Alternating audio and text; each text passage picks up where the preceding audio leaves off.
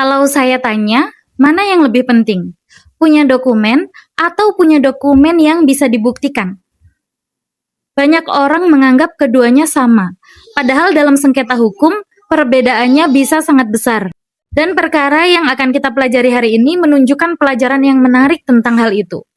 Selamat datang di Baper. Bukan baper karena perasaan, tetapi belajar dari perkara di pengadilan. Karena setiap perkara menyimpan pelajaran. Hari ini kita akan lanjut belajar dari putusan Mahkamah Agung nomor 349 PK PDT 2017. Apa yang terjadi?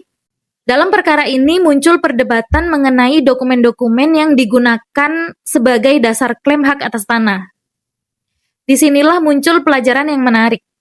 Karena ternyata sengketa tidak selalu terjadi karena tidak adanya dokumen. Seringkali sengketa justru muncul ketika masing-masing pihak sama-sama memiliki dokumen. Pertanyaannya kemudian berubah. Bukan lagi siapa yang punya dokumen, tetapi dokumen siapa yang dapat dibuktikan. Oh, ternyata punya dokumen belum tentu mengakhiri sengketa. Karena dokumen juga bisa dipersoalkan, bisa diuji, bisa diverifikasi, bisa dibandingkan dengan bukti lainnya. Apa yang dipertimbangkan hakim? Dalam banyak perkara, hakim tidak berhenti pada pertanyaan apakah ada dokumennya atau tidak. Hakim juga melihat dari mana dokumen itu berasal. Apakah dokumen dapat diverifikasi? Apakah konsisten dengan data yang lain? Apakah riwayatnya jelas? Karena dokumen bukan hanya kertas. Dokumen adalah alat pembuktian. Pelajaran untuk kita, seringkali kita merasa aman hanya karena memiliki dokumen. Padahal ada beberapa pertanyaan yang juga perlu dijawab.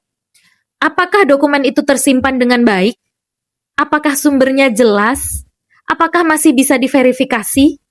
Apakah ada bukti dokumen pendukung lainnya? Karena ketika sengketa muncul, yang diuji bukan hanya keberadaan dokumen, tetapi kualitas pembuktiannya.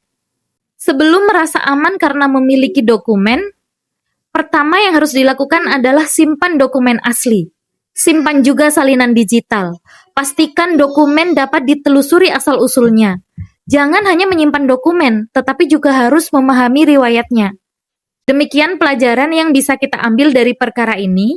Karena pada akhirnya, perkara di pengadilan bukan hanya tentang siapa yang menang atau siapa yang kalah, tetapi juga tentang pelajaran yang bisa membantu kita mengambil keputusan yang lebih baik ke depannya. Sampai jumpa di Baper, belajar dari perkara di pengadilan. Karena setiap perkara menyimpan pelajaran.